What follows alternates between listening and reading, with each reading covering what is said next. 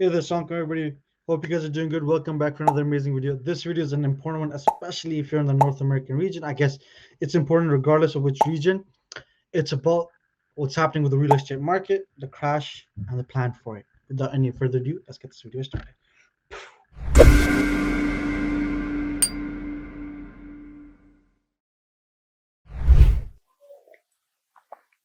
Hope you guys are enjoying the video. And as you guys are, hit that subscribe button. Let's make that Mashallah money together.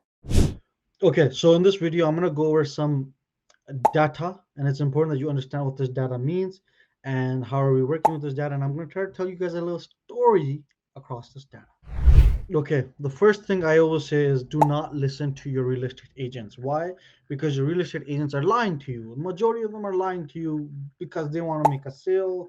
They make a lot of money from making you into a fool and making money off of your stupidity. I would always say do your research, know what you're doing. Ask any real estate agent right now about the greater GTA or Ontario real estate market. All of them will tell you, "Oh, it's going amazing. You know, there's so much movement. There's blah blah." No, literally, I met one 2 weeks ago. I went and walked into a random open house just so I can see what's going on. And this real estate agent was like, "Oh, the markets aren't too bad. There is transactions happening. We did lower the prices for the home, but it's not too bad. The house is still on sale. They lowered the house. They lowered the prices of the house. The house is still on sale. So they're not acknowledging that the market is going down. It's going to further keep going down." And then she messaged me, and I explained to her that, hey, look, I'm watching till 2025 and 2026 because that's where the variable rates will come out. And they were like, oh, no one really knows what happens in the market. No, you can tell. Interest rates are high. Interest rates are not going to go down. And the variable rates are going to, fixed rates are going to become variable rates. And at that time, all these mortgages, people who are at 3% are going to go to 6%. They have $7,000, $8,000 mortgages. Are they going to make payments for it? Anywho, let's get this video started. So let's talk about this first. Sales, okay? Here you can see the 3 years, 2020, 2021, 2022, and 2023, sorry, 4 years. You can see exactly what's happening here, okay? So the black one is us, 2023, this year, the most recent years. You can see how it had increased, what people realized was going on with the interest rates, and boom, the sales have gone down, okay? And this has been going on all years. However, the overall sales were higher for the previous 2 years, so 2020 and 2021. But our most recent years, not so high, and almost everywhere. Why? That shows you signs that even there's not a lot of sales happening. But let's go into new listings. You can see here how new listings have gone up. And what does that mean? You can see here, look, 2023, 2023, 2023, 2023, whereas it wasn't that high here because people have realized they cannot make their mortgage payments. $6,000, $5,000, $7,000 are mortgage payments right now. I know people who are paying that much. You cannot you cannot be living in this economy paying $6,000, $7,000, and have $3,000 on average on other expenditures in the house. Who is making $10,000?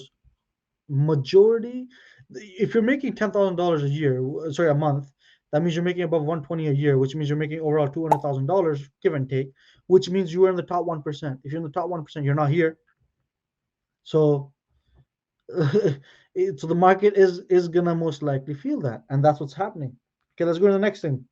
So the next chart is SNLR, which usually stands for, if you can see here, sales to new listings ratio, which means for any new listing, how many are being sold. And you can see here it has decreased heavily in 2022 and 2023. So people are listing, but even the ones that are listing, I mean, they're not listing as much, but even the ones that are listing, there's not a lot of sales happening. And we can see that. You'll see a lot of these. If you drive around GTA, you'll see a lot of houses that have the for sale signs on.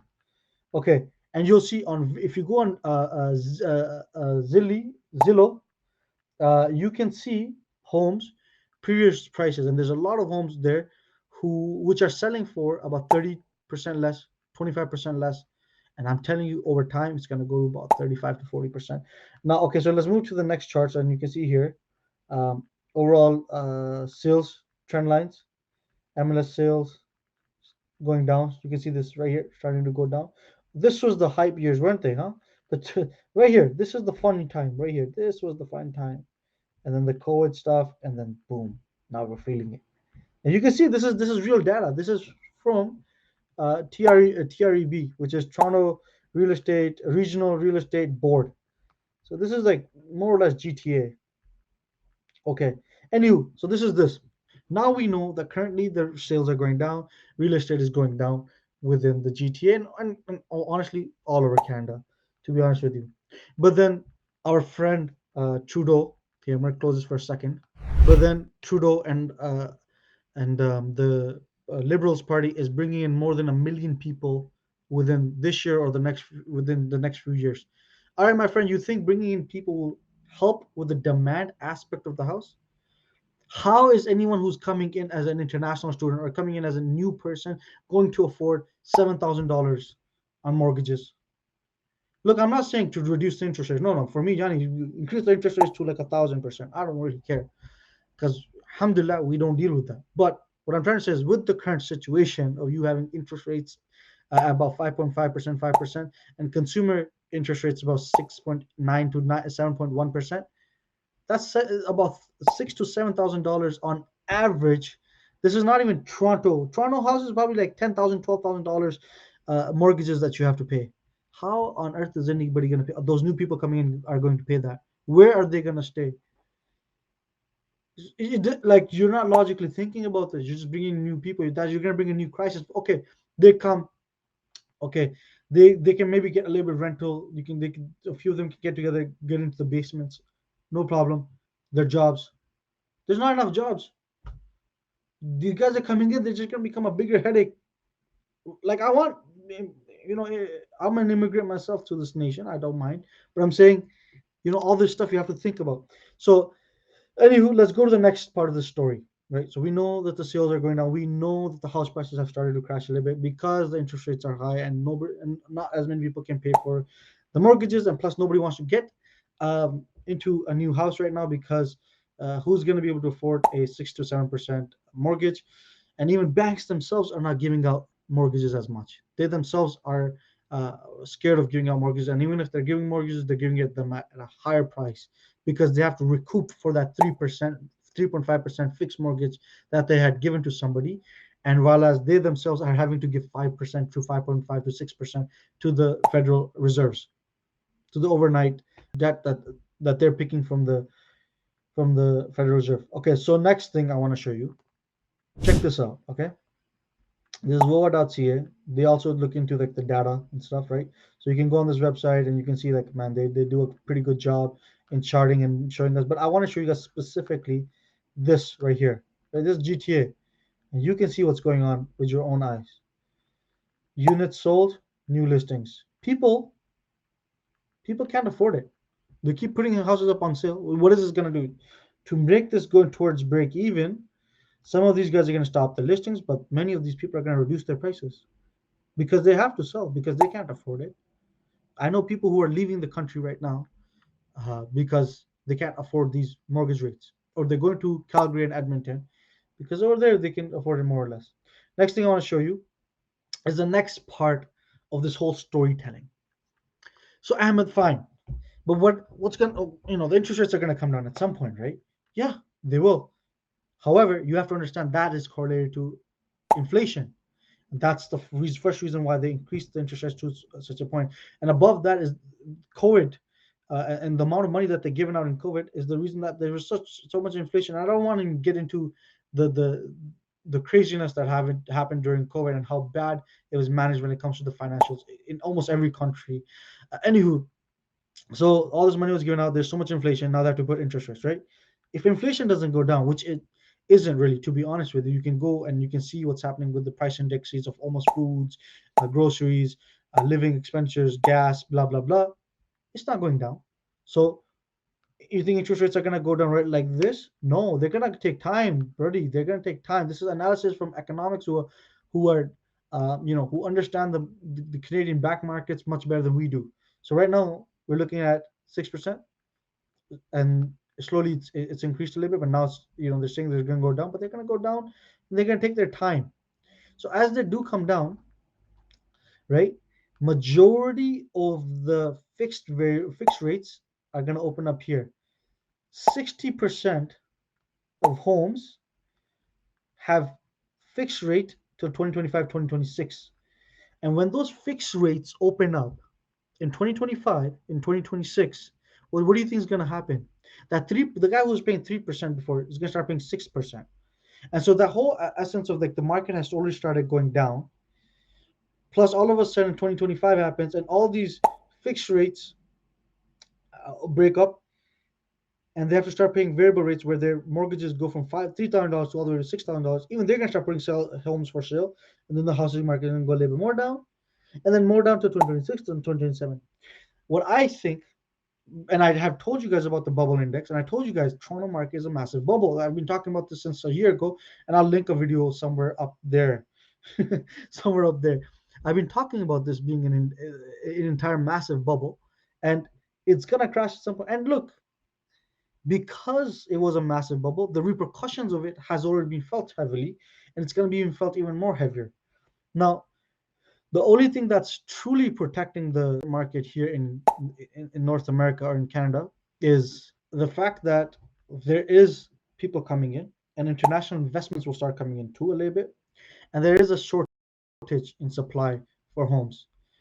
However, you have to understand how does that new people coming in affect the entire market, and you have to understand how does the shortage affect the market, right? Even though there's a shortage, the market is way above where it should be. It should come down here, and then with the shortage, kind of filling up slowly, the market will come down here.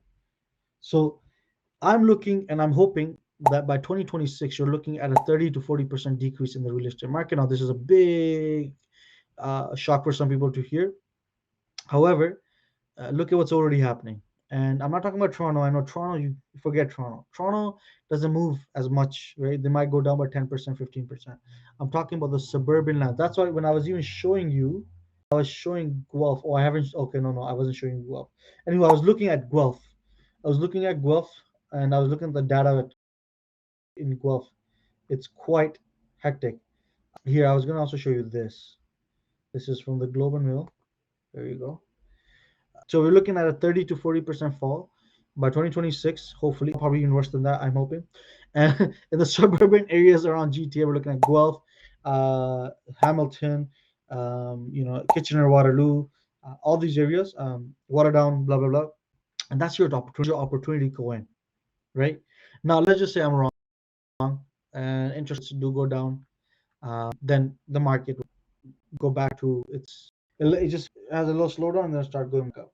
What I'm hoping is that it doesn't have a little slowdown, it has a big slowdown and then it starts going back up.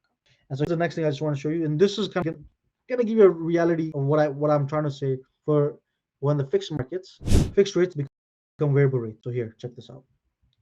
So you can see here between 2024 2026, an estimate of 900 billion worth of Canadian mortgages, almost 60% of all outstanding mortgages at chartered banks are due to renew and could face a sharp increase in payment. According to a report released this week, Mihalek, you guys can go read the report. An analyst who covers the banking sector for RBC. You see, this is what I'm talking about. So interest rates increase has already made a slowdown in the market and actually decreased the market level. Even though there's an increase of people coming in, but they can't afford those mortgages, so that's going to be a different type of headache, but it's still going to be a headache. And then by 2025 2026, as the interest rates go from fixed to variable, again, that's going to make a bigger decrease in demand into the market. Plus, I'm hoping supply increases as the shortage of homes reduces in GTA as a whole, with conservatives coming in. That will increase supply, reduce demand. We'll kind of hit an equilibrium. Interest rates are going to be high. The market prices are going to fall. A really good opportunity, and I truly think you should be aiming, making strategy for 2025, 2026 for yourself in trying to get into real estate, and finally, getting yourself a property at a point where you can buy out a big chunk right away, or try to see 4 or 5 people, 4 or 5 friends can go in together and buy out the entire thing. Look, where an apartment or a house was about $700,000, now you're getting an opportunity to buy it at 400, $300,000. Don't let that go. Honestly, don't let that go. Right now the market is a bubble, but once the bubble bursts it goes down, and that is a good sign for you to go into the market, right? So if I'm saying, according to the analysis, not my analysis, do your own financial thing analysis yourself, but I'm saying from what I've read from other economists analysis, the repercussions are going to be seen very soon, and we are going to be potentially in a good buy range at 2024, 2025. I'm going to say honestly 2025, 2026. And inshallah you guys can jump in. All right, guys, I hope you guys like this video. Let me know what you think. Put your comments below, and as always, take care of yourself. Assalamu alaikum.